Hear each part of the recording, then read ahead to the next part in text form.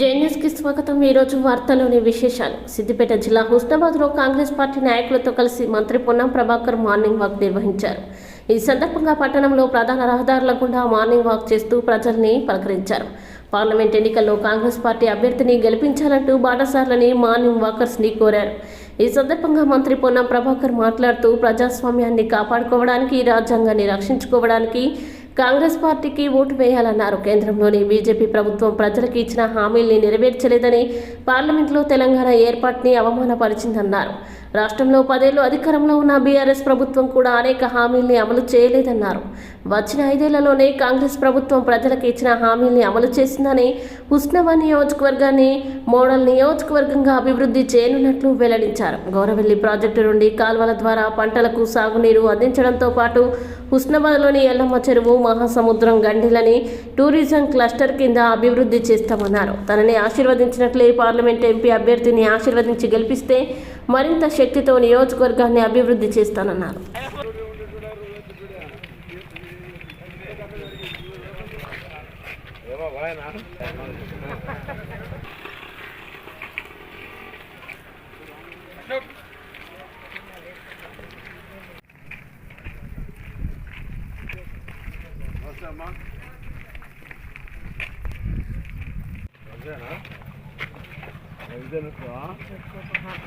ఒక 200 మంది వస్తారు.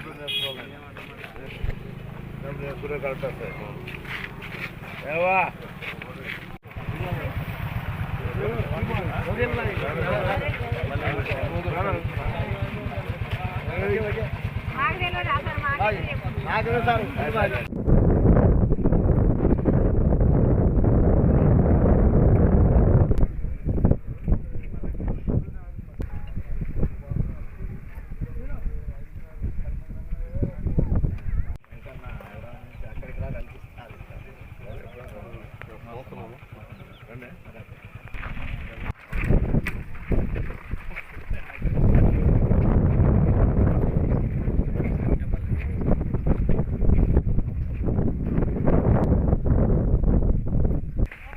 बड़ा से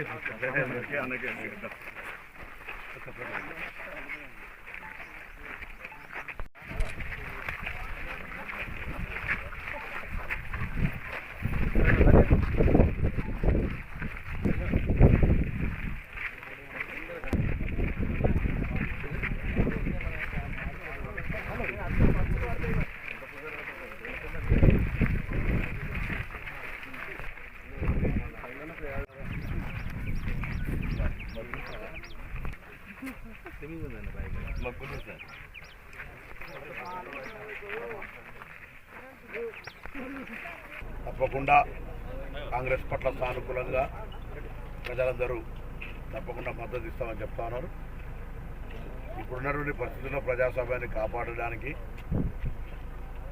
రాజ్యాంగాన్ని రక్షించుకోవడానికి, నియంతృత్వానికి వ్యతిరేకంగా ప్రజాస్వామ్యాన్ని జీవింపజేయాలనే ఆలోచనతో నడుస్తా ఉన్నాం. తర్వాత 10 సంవత్సరాల్లో భారతీయ జనతా పార్టీ 2 కోట్ల ఉద్యోగులు కానీ, 15 లక్షల రూపాయలు నగదు కానీ, రైతుల ఆదాయం రెట్టింపు కానీ, రైతులకు సంబంధించిన పెన్షన్ కానీ ఇవ్వకపోగా తెలంగాణ ఏర్పాటును అవమానపరిచింది.